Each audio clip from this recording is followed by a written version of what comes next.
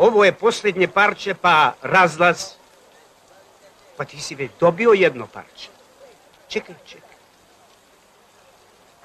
Šta je? Znači, ko umije njemu dvije, a? Za koga si htio i drugo parče? Za nikoga, ja sam sam. Kako sam? Tako. Zašto si htio i drugo parče? A? Jedno za sutra, o meni nema ko da brine. Čekaj. Ja i ti se poznajemo. Ti beš ono babin sin. Baba mi umrla pre mjesec dana. Sad živim sam. Sam?